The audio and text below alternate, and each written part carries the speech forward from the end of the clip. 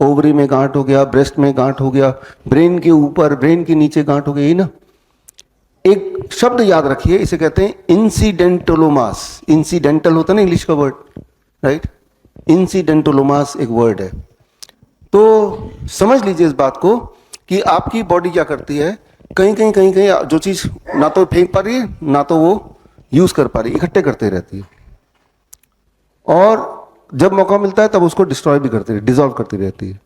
जिस तरह से आपका घर है, डस्टबिन एक कोने में, पूरे दिन भर में उसमें कचरा इकट्ठा करते रहते हैं, फिर जब समय मिलता है अगले दिन सुबह एक पर्टिकुलर टाइम पे उसको खाली भी कर देते हैं, है ना। अगर रात को आपके घर में कोई इंस्पेक्शन करने आएगा, वो तो देखेगा ना डस्टबिन भरा हुआ है, बोलेगा अरे ये तो डस्टबिन भर गया, कल 3-4 दिन में तो पूरा ओवरफ्लो हो जाएगा।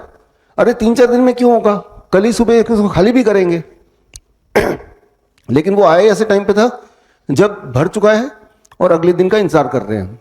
ठीक उसी तरह से आपके बॉडी के कई सारे पॉकेट्स होते हैं जहां पे ट्यूमर इकट्ठा होता रहता है, बॉडी खुद ही उसको अपने आप ही डिसॉल्व भी करता रहता है। लेकिन क्योंकि आपने सोनोग्राम करा लिया तो जब इकट्ठा हो गया, डिसॉल्व हुआ नहीं अभी, तब वो पकड़ा गया। तो अब क्या है कि इसको कैसे हम काटे तोड़े, बायोप्सी करें एक नया दिशा में, इसे कहते हैं इंसिडेंटोलोमास। इंसिडेंटली पकड़ा गया, कोई सिम्टम नहीं है उसके, और अगर सिम्टम है कि दर्द भी हो रहा है साथ में, तो ये कीजिए, दर्द कम हो जाएगा। अगर कम हो गया तो वो ठीक हो गया, अगर नहीं भी ठीक हो गया, अगर फॉर एग्जाम्पल मैं अपना भी अगर सोनोग्राफी कराऊंगा, कोई बड़ी बात नहीं, कहीं ना कहीं छोटा मोटा ट्यूमर मिलेगा। जिस तरह से बचपन में हमें पिंपल होते ही थे ना, जाते भी तो अपने आप थे ना।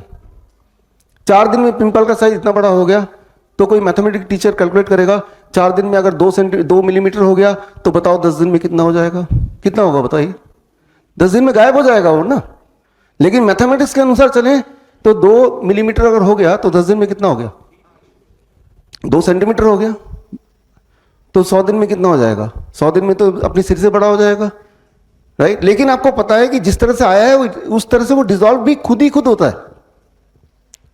तो ट्यूमर, कैंसर, ये क्या है, ये भी तो जो पिंपल बाहर दिख रहे हैं उसी का अंदर का रूप है।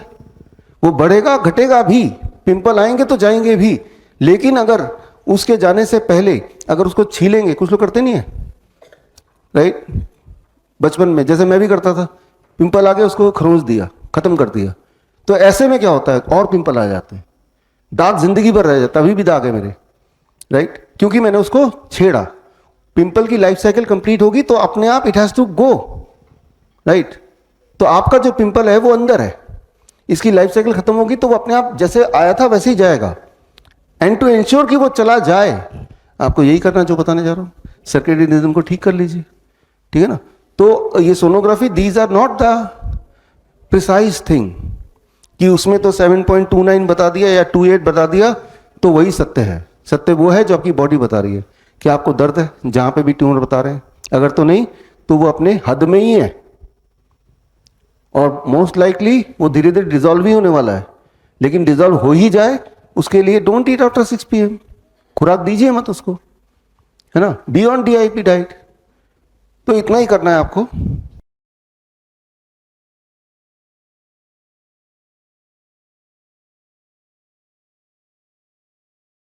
बड़ी से बड़ी बीमारी का आसान से आसान इलाज घर बैठे ही हो सकता है। अधिक जानकारी के लिए कांटेक्ट करें nearest doctor BRC clinic @home।